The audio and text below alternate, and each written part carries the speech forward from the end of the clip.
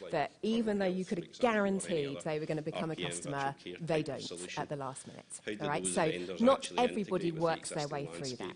So these basic first principles of sales, I know you know this. But what starts getting a bit more interesting when we extrapolate that up to the market. And you look at the numbers of people that perhaps will be aware, but then don't convert down that thought process. And it looks a little something like it's critical that any new market. And this is a very, very generous funnel, because I'm going to give you some figures in a moment. So when you extrapolate that up to the whole market, to a population level, you're going to have a lot of people aware. How are you going to work with? And not so many interested, and not so many good fits, and therefore not so many customers. There is going to be attrition along the way. And there will be a conversion of the number of people aware to the number of people who are interested. And the really interesting thing here is there's a couple of things. First of all, those conversion rates, in the US, sometimes there's a limit to how much you can influence them. Sometimes you just got to face it, there is going to be this natural conversion. And the other interesting thing is how what the intuitive approach is to sales. Now, it can get really, really interesting when you start quantifying some of these things. Now, I've given you a broad figure here. The average conversion from the number of people aware of a service to the people who become paying customers, the average is 1%.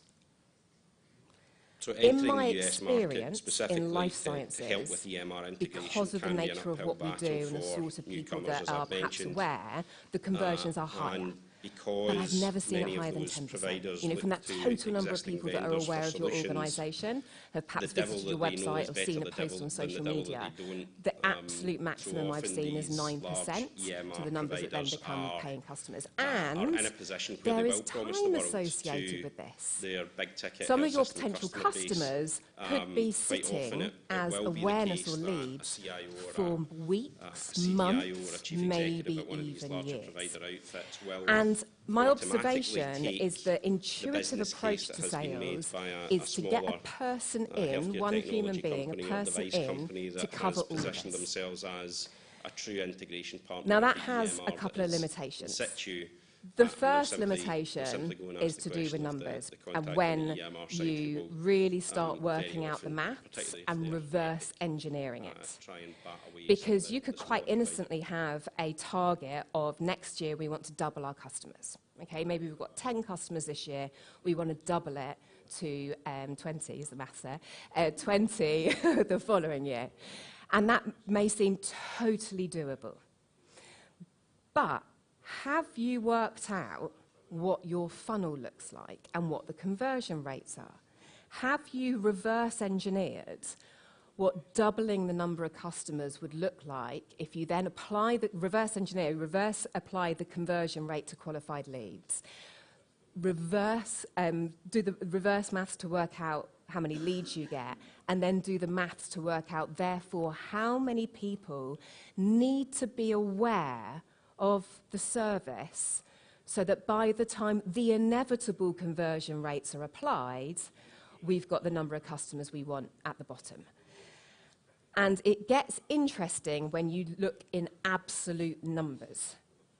Because if we're talking an extra 10 customers, then on average, you need at least an extra 100, maybe 200, maybe 300 or 400 new people to be aware of your product or service.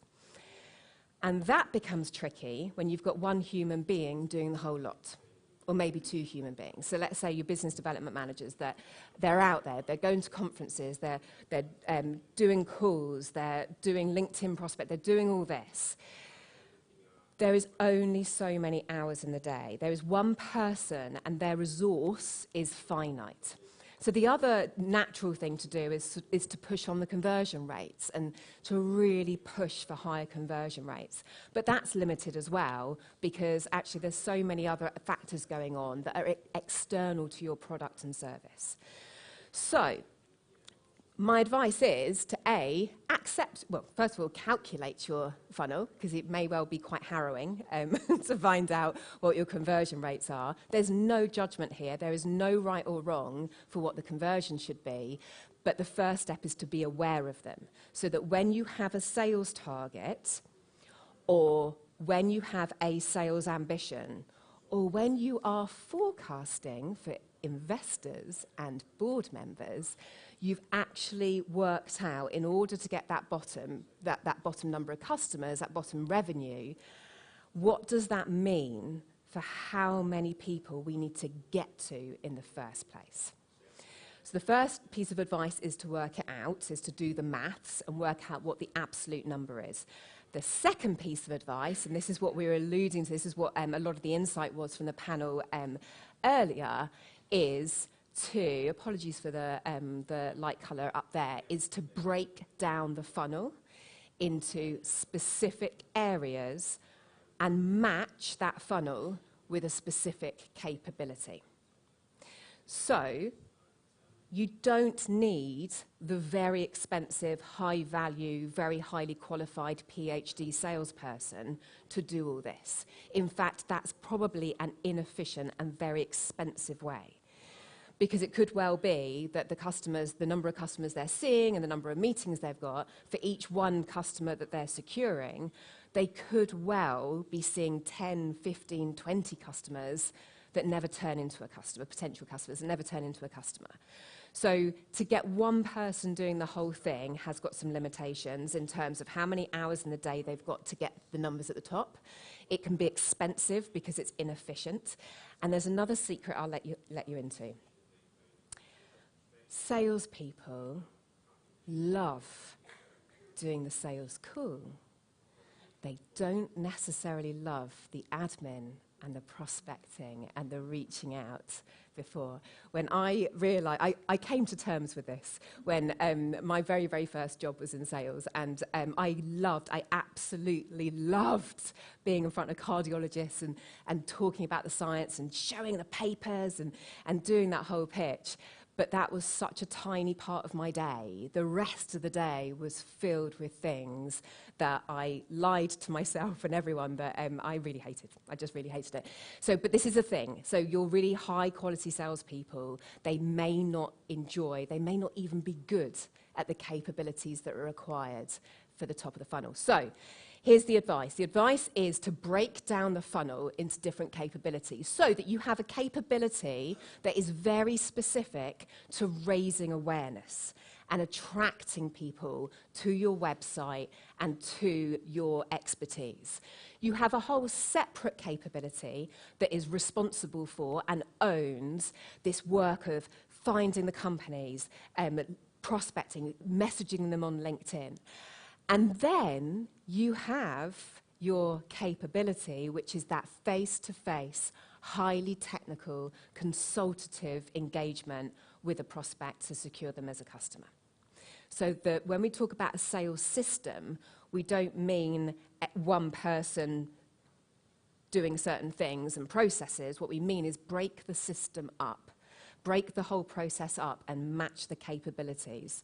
And what you're doing there is you're freeing up the high-value salesperson, which, by the way, might be the CEO.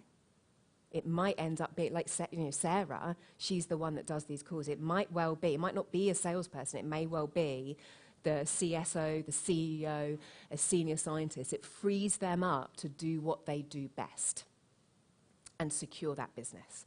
So what does it look like? So let's just, and the other thing, the sort of really important thing, which I think you may well have picked up on from the panel, which I found really inspiring and really interesting when I got to speak to a lot of the companies, is how much of this system you can run from HQ.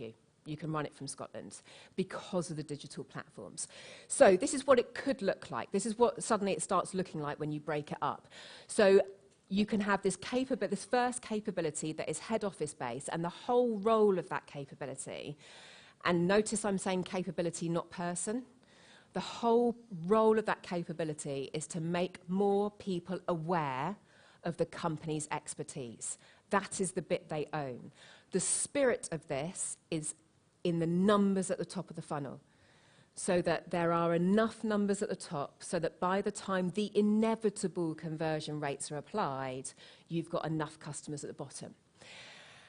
And the platforms that you would strategically select and deploy in a very thoughtful, customer-orientated way are Google, your company's social media, external platforms, other organisations and their platforms, and of course, when there's conferences going on, what you can do around those conferences from a digital perspective. Then your second capability, the whole point of this capability is to find, capture, nurture, and qualify interest. So the qualification piece comes in where you have a really, really clear idea of what your best customers are. And really importantly, you've perhaps learnt the hard way which customers aren't necessarily worth the while as well. I was working with an innovation centre, not in Scotland, an innovation centre that will remain nameless, that they got so excited with all these sort of potential inquiries, and they got so excited with these inquiries, and they were so busy, they were employing more people to manage these inquiries. But they admitted that through going through this process, they realised what they weren't facing into until right at the last minute was asking that company the question, you do know you need to match fund this, don't you? And the company would go, oh, God, no, I didn't know that, and I can't afford that. Okay, right. And they'd had perhaps 8 months of discussions and meetings.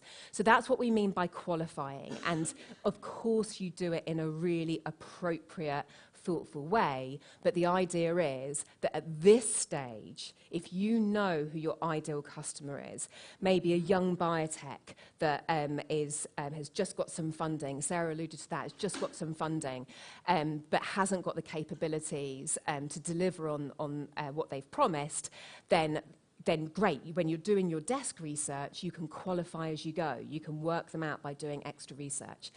But the idea here is that you use your website. You can use things like webinars to capture interest and to capture that interest so that you've got contact details that you can then nurture that interest as well. And then you can do more of an outbound approach by this prospect identification, so this desk research that the panel talked about earlier, personal LinkedIn, not company LinkedIn, your personal LinkedIn, and then, of course, email. And before I get onto the golden part, in fact, no, I'll come on to the golden part. The golden part is then your high-value capability that has the ability to have that consultative face-to-face meeting to work out the project, do the demonstrations, and secure those customers.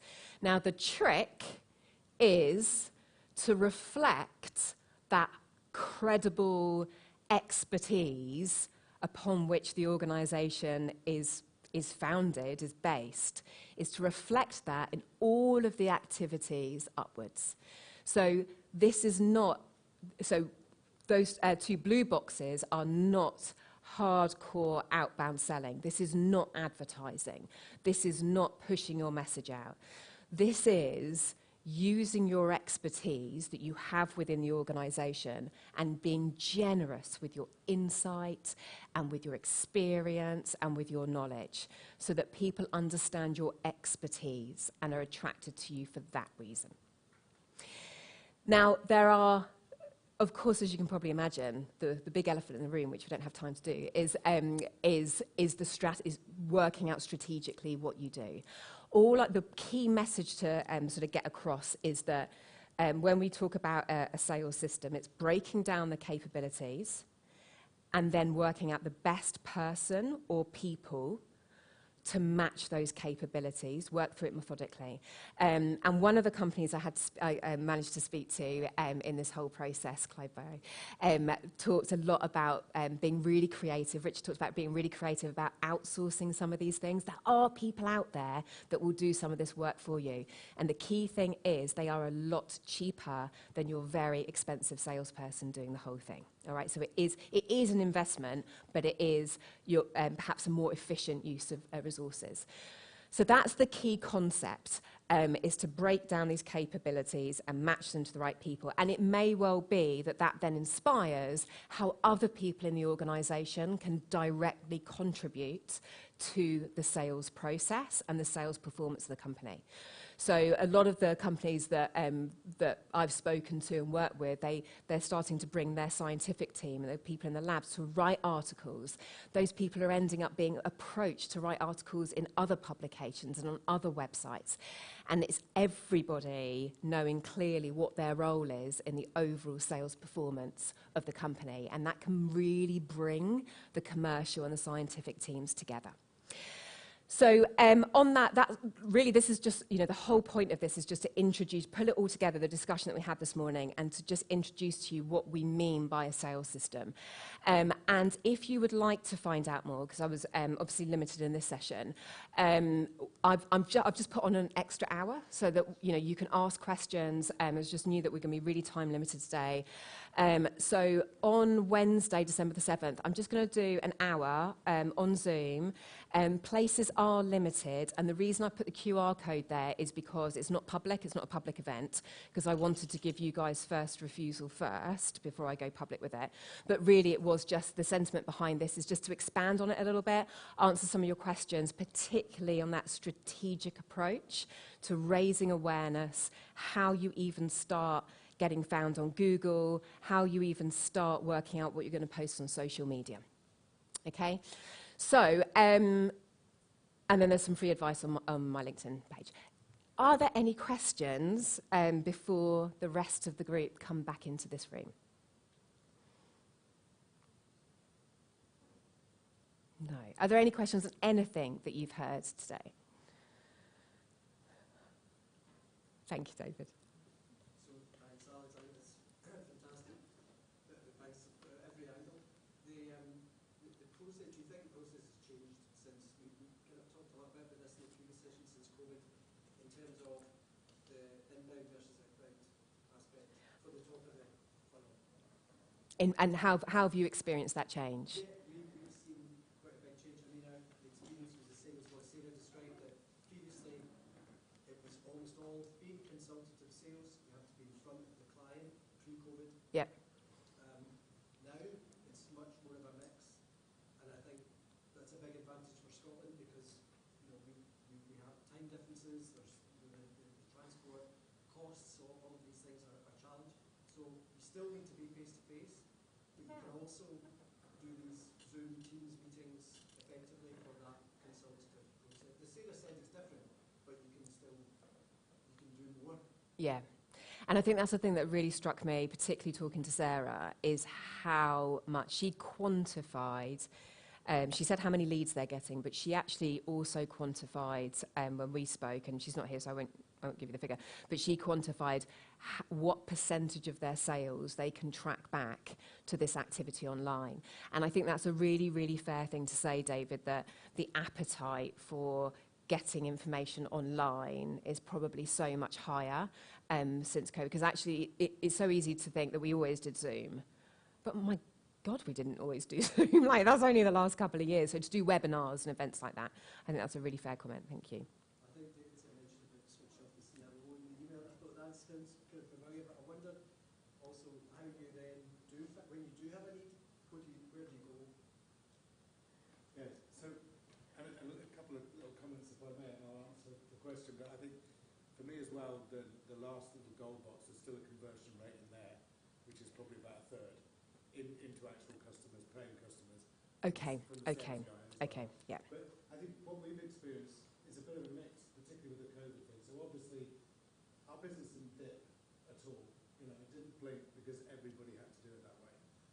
There was also a pressing need because in clinical research, there was an explosion of governmental funding for COVID, and then there was an explosion of expertise that was needed to expedite regulatory approval processes. So the MHRA was turning around in 2 days protocol approvals, things like this. But I think, and interesting, the first time I've heard the eco argument come in where some organisations that I talk to are like, don't fly people across the Atlantic. Oh. They can be on Zoom, but we want to have some people here in the room.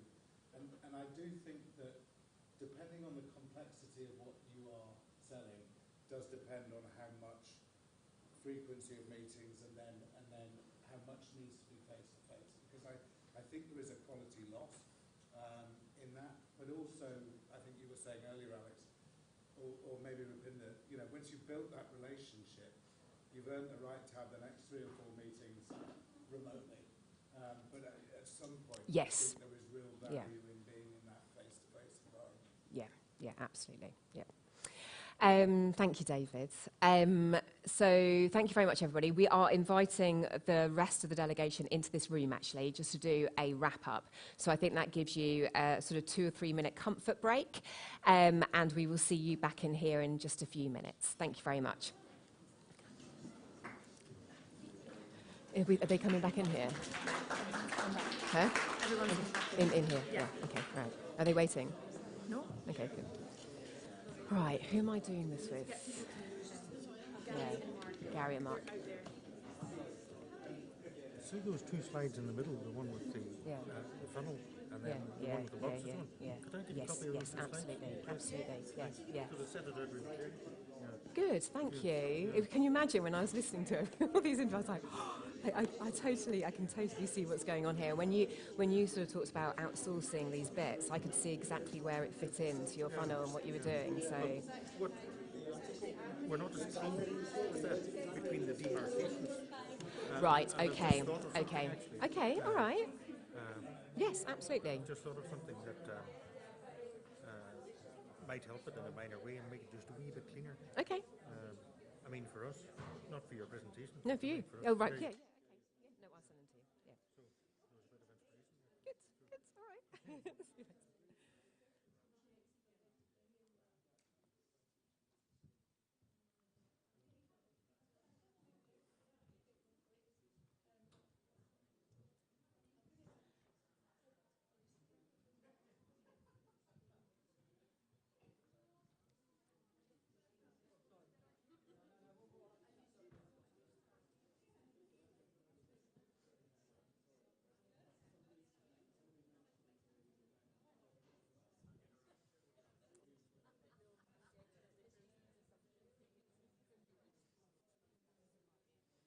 I'm really enjoying it. No, I'm actually... I'm sorry, I keep seeing you with a coat on.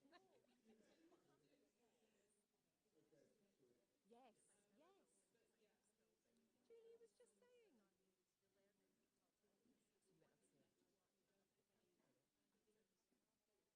Oh, wow. Oh, how exciting. Because he did this building, didn't he? Yeah, Julie said.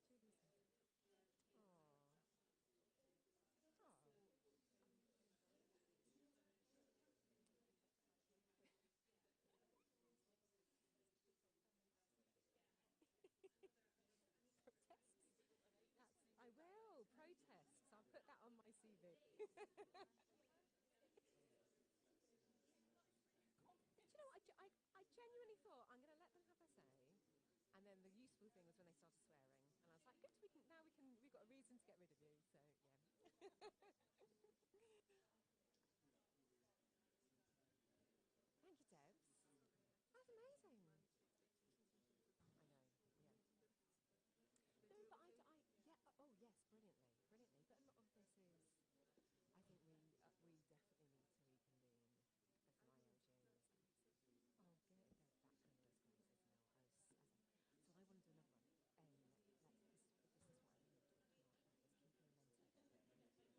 And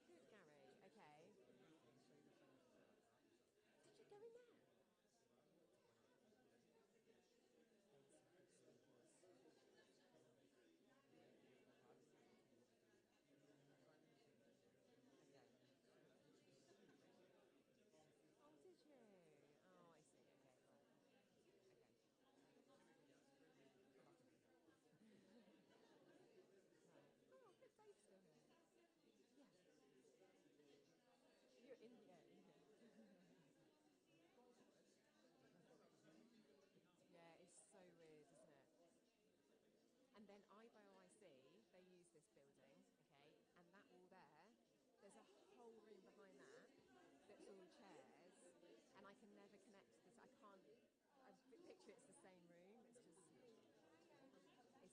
Yeah, it's very steep though, that's the only thing, isn't it? Right,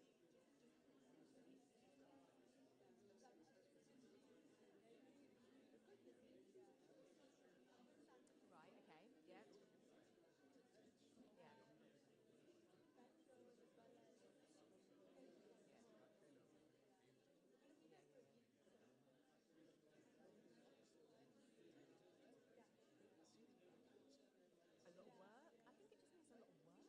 Yeah. A lot of work? I think it just means a lot of work and a lot of unknowns. Yeah, yeah, yeah. Yeah. Yeah, okay. Yes, yes. Make it a little bit more incidental. Yeah. Yeah.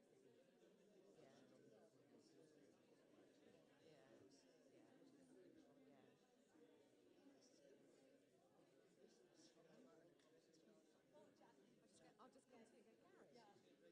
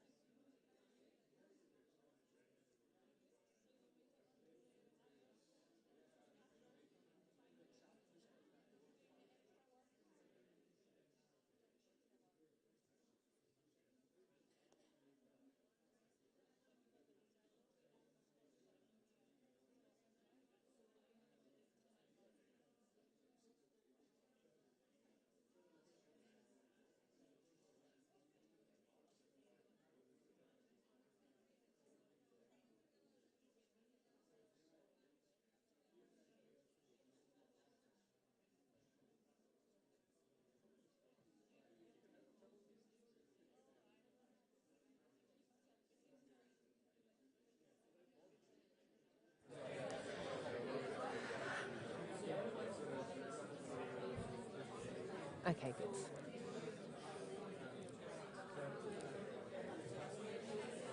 Okay, welcome back, everybody. Welcome back, everybody. Have a great trip. Have a great trip. Good luck. Oh, thank Good luck. you. Yeah, yeah, see you later.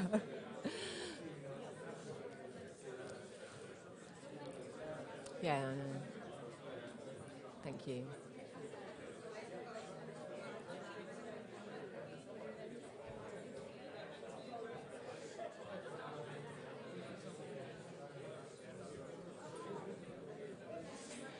Okay.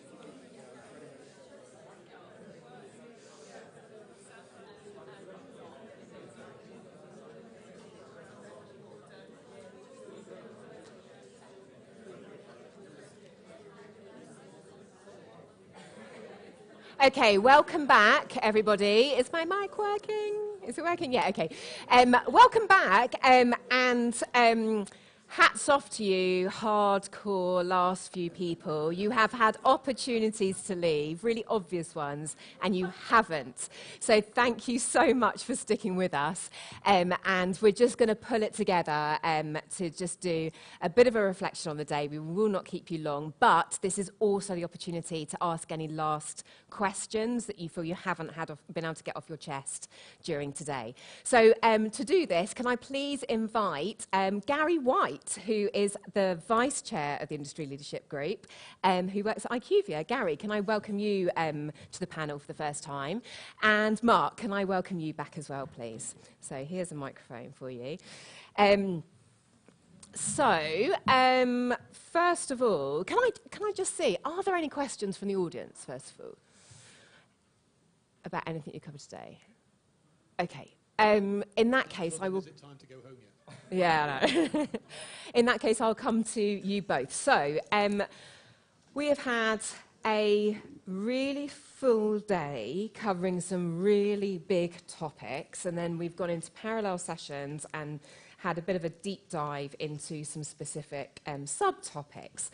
So, Gary, can I come to you and ask you what sort of the key things that you'll be leaving with today? Any key observations you want to share? Sure, yeah, thanks Alex, and thanks to you and the organisers for pulling this together. This, for me, there's a lot of kind of huge issues that you said that we've been addressing during the course of the day. A lot of them are well documented in terms of our need for globalisation and support for our small and medium enterprises coming up through the innovation sector. I've just come out of the AAA section there, and for me that was a real eye-opener. So for me, going in from a human clinical trial perspective to learn a little bit more about what happens in innovation in AAA was a real education. I was the least educated person in that room, I swear. But it allowed me to see the parallels between what we do in human clinical development and also in aquaculture and non-human product development and innovation, and to know that the journey is pretty much exactly the same. The parallels between market analysis, knowing what your product or your service or your innovation is going to deliver, having that real internal messaging and internal ethos about what the company is trying to achieve is one of the most critical components of success in that sector. I think as we move into the new structure and look at the support for innovation and enterprise in Scotland, I think when we spoke this morning about that front door for support for innovation, we have to make sure that that front door also encompasses those non-human development products, companies that we're going to do, so that that one front door is actually a truly single front door for all companies in Scotland. If there's any unique learnings that we have to take for non-human development, we have them in there. Investors may be looking for slightly different things in a company pitch when they're coming to make capital investment or support of these companies. We have to be able to take our young innovators and educate them that those are the requirements. So that's for the AAA and the enterprise and innovation piece. Can I ask about AAA? Sure, so can I ask, were there any... we've talked a lot about the US for pharma services and health tech. Were there different geographical zones that were raised as opportunities for AAA? Yeah, absolutely. I think Norway's obviously a massive parallel with Scotland, and also places like Rwanda and other countries that you might not necessarily think of, because certainly from a AAA perspective, I think the US market is very well evolved. It's also very expensive to develop in and hard to penetrate given the local innovation. But that doesn't mean it's impossible. But certainly in terms of proof of concept and actually getting evidence-based development that you can then take forward to globalise your innovation, there's opportunities worldwide for it. And I think the other thing that we get with the AAA subsector is so much of it is to do with sustainability and food sustainability as well, whether it's food for animals or food for humans. Did that come up at all? Like, as you know, is there more response from the market? Are there more opportunities emerging? That was kind of the question that generated in my head, is whether the opportunities within the market are slightly different because of that. The thing I wrote down, which was that was mentioned a couple of times about that sustainability, everything that happens within AAA is geared towards being pro-planet. And that was the kind of takeaway tagline, if you want, that I took from it. And I think that, to investors, is a really attractive prospect. Okay, thank you very much for sharing that, Gary, because obviously we had to separate this afternoon, so thank you for that. Mark, I'll come back to you for I know you've got another point as well. Mark, what would you like to share?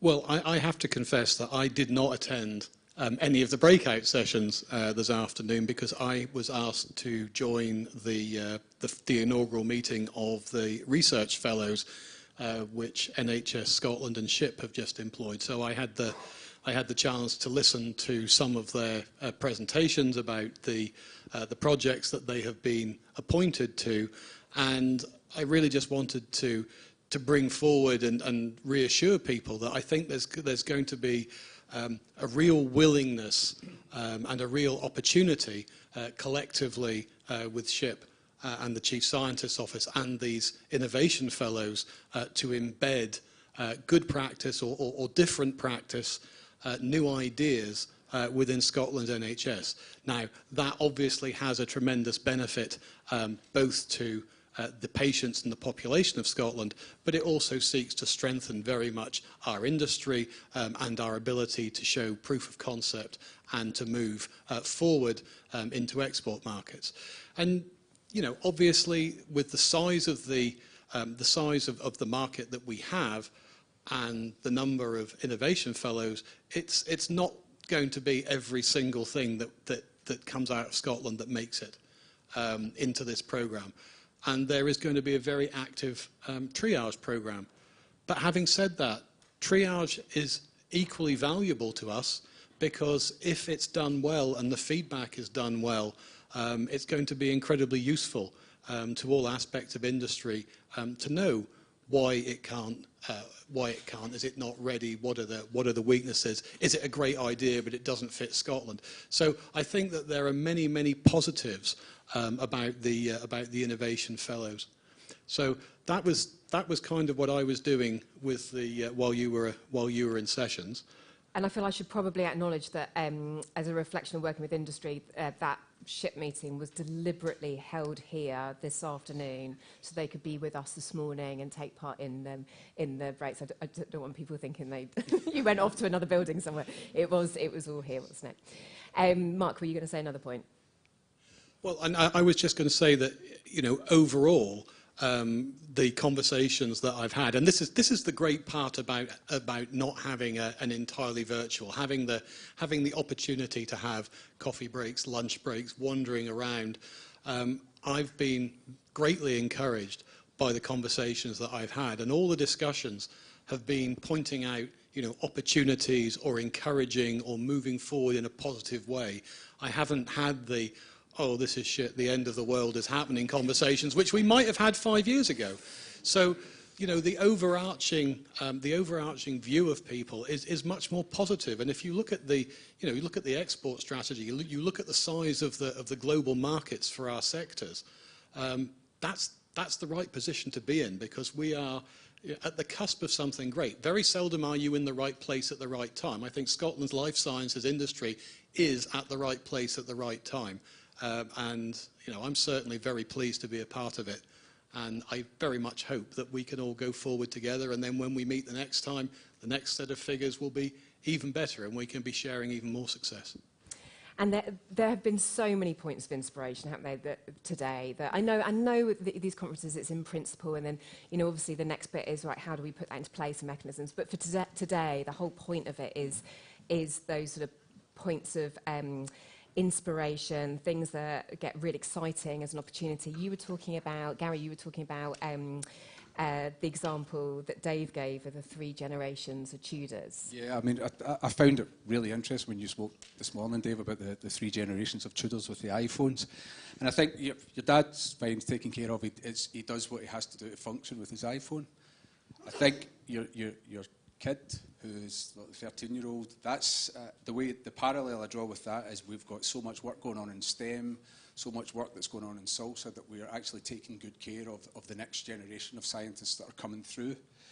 Where my concern is when we were talking about digitalisation, that middle generation, the generation that's been in manufacturing and life science for the last 15 years, when you talk to them about digitalisation, there's all of a sudden a fear that it means that their role is going to become irrelevant, that it's going to be a lot of work for them to upskill and to be part of this new. They maybe feel a little bit isolated from that evolution of what's happening in digitalisation.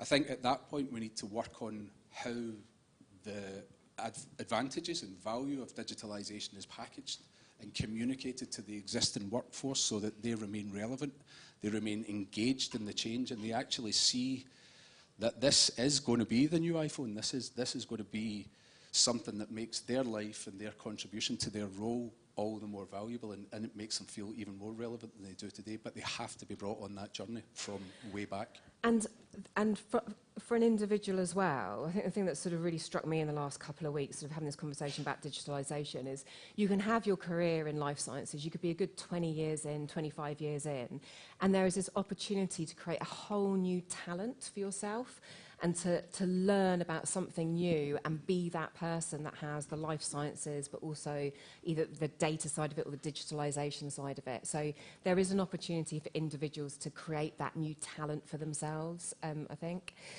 And we were sort of talking about people and sort of being together as well. And I think what's, you know, I think it's important to remember that it's been 3 years. We've not been together in this event for 3 years.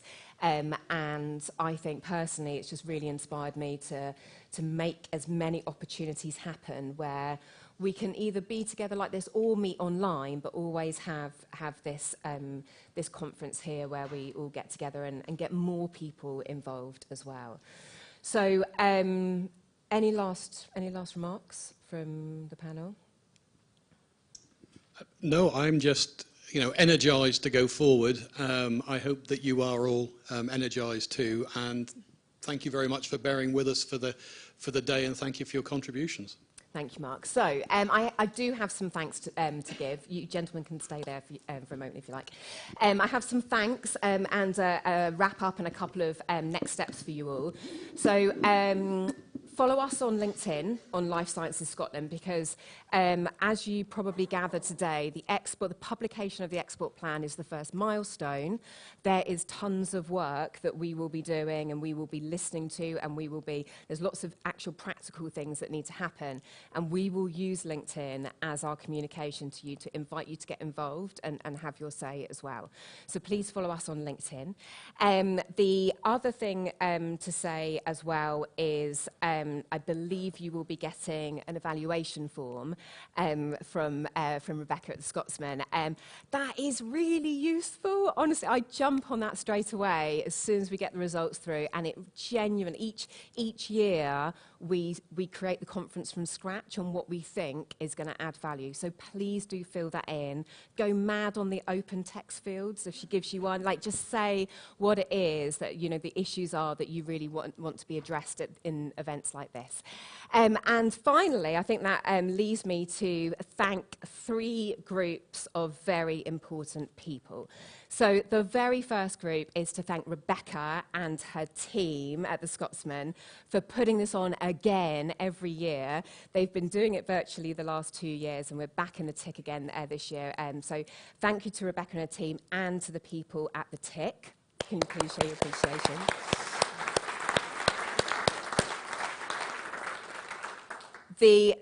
I've got 4 groups. The second group of people I want to thank are our sponsors. We just can't do it without that generosity and that support from the companies. And it's the same companies as well. You're with us every year. It's great to see a couple of new organisations as well and some new exhibitors. But as we move away from virtual conferences, you know that this is a much bigger setup. So we need sponsors, so thank you so much, because if it wasn't for you, we would not be able to put this on in person. So can we please show our thanks to all our sponsors today?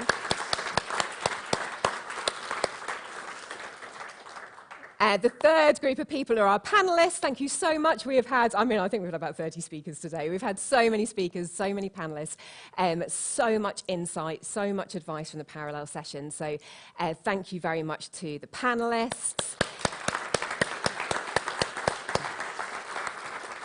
And the last group is thank you. Thank you for coming. Thank you for the people online, if you're still there, hanging out at home. Thank you for coming. Thank you for making that effort. It's been absolutely brilliant having you here. The ask is to tell your friends and colleagues about it, relevant friends and colleagues, to come next year. Because I think what you've probably gathered throughout the day is, You know, nothing beats that one-to-one engagement. And you can tell I'm not from Scotland originally, but I have been here for many years now, and the thing that struck me immediately was how well connected Scotland is. We all know the sort of the thing about Scotland, but then within the life sciences industry, how well connected the people are, and the appetite for collaboration is like nowhere else that I operate in the UK. So we have this tremendous opportunity to get momentum going because of the people, and it's because of people like you that come to things like this that really gets that momentum going. So thank you very much. Have a really safe journey home. I hope the coast is clear, and we look forward to seeing you at future events.